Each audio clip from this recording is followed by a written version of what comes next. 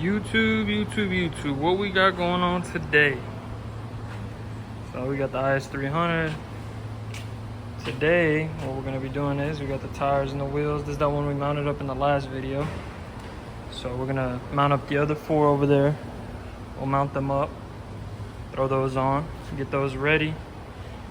And we got some Serial 9 JZX 100 upper control arms, front upper control arms. We ordered from Drift HQ. So it'll add a little bit of camber in the front, getting the fitment real nice. So we got those.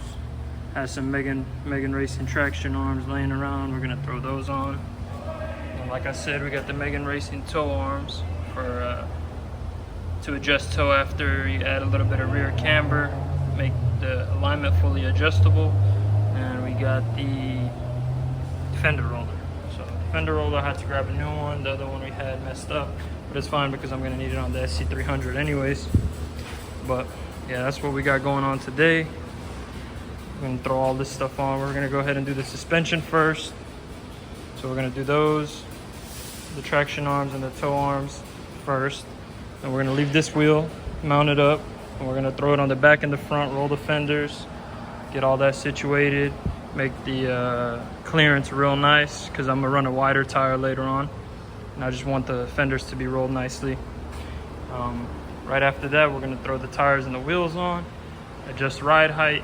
Once ride height is adjusted, we will be showing off the car. So hope to get it done soon. There's a meet coming up.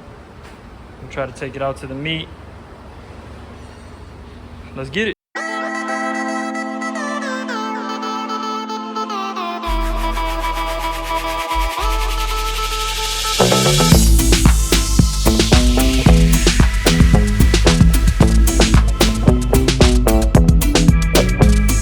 Put the car on the lift, on the little quick jacks. So we got it up in there. About to get started on the suspension. Shouldn't take too long. Only thing that might take a little bit of time is rolling the fenders, because we're gonna try to get that as good as possible. But doing the wheels and tires and suspension is clockwork. We do that all the time. Come on, dude!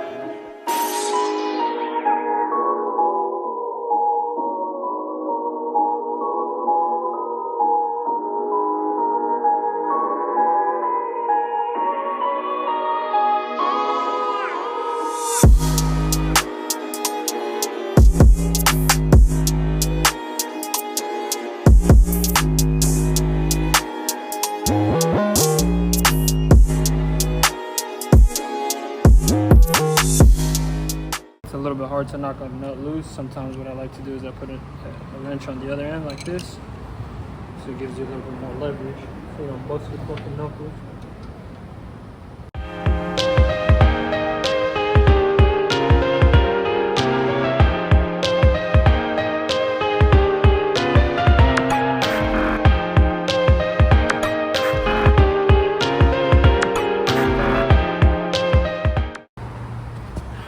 Once you got both of these knocked loose, these two right here, what you're gonna do is you're gonna take the 19 and you're gonna knock this loose right here.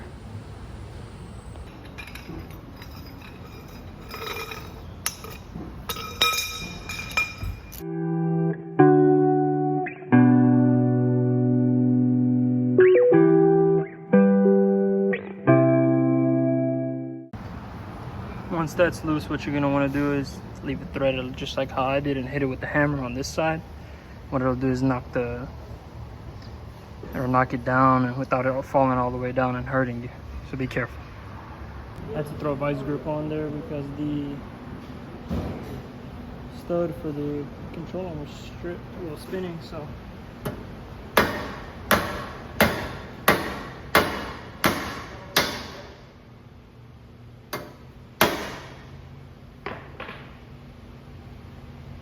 So once it's knocked loose, what you want to do is after you hit it with the hammer, you want to take the screw off.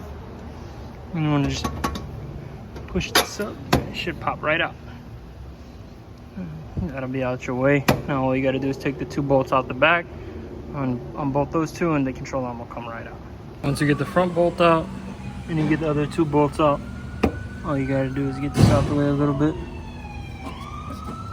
Pull on it. control armor.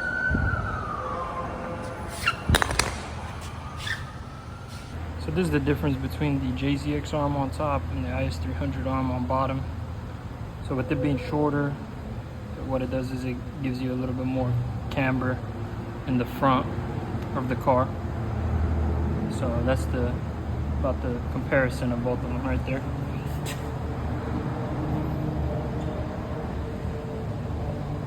Yeah, it's a pretty big difference. So let's throw one of them on and see how it looks. Once you get that side off, all you gotta do is come do the same thing on the other side. A little recap. Knock those two top bolts loose. Those two right there. Then you want to knock this loose and hit it with the hammer a couple times. It'll fall down. We'll leave it threaded and then hit it with the hammer a couple times and it'll fall down on this one. And once you're done doing that, it'll come right off just like the other side. So we got this side on. This side's all good to go. It's all tightened up. Everything looks great. I just need to put a little retainer through that little hole. Went ahead and put the original bolts that you need. The other ones are not safe. I don't recommend it. So I'm gonna put a little retainer, but other than that, everything's good to go on this side. If you look at it, you can kind of tell that the brakes are like leaned in a little bit now. So it's definitely gonna add a little bit of camber once I put the wheel on and drop the car. There she is. So we went ahead and finished the car up, got the wheels and tires on the car.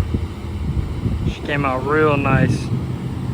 Fitment is great, especially the rear.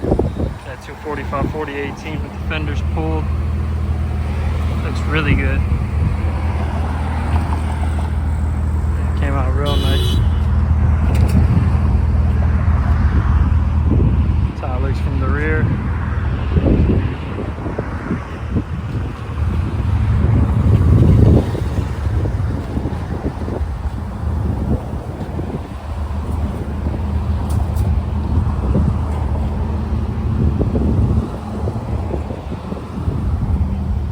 It took us a little while to roll those rear fenders, but once we did it, it came out real nice. Let me go ahead and make the wheels straight so y'all can see how the fitment looks on the front.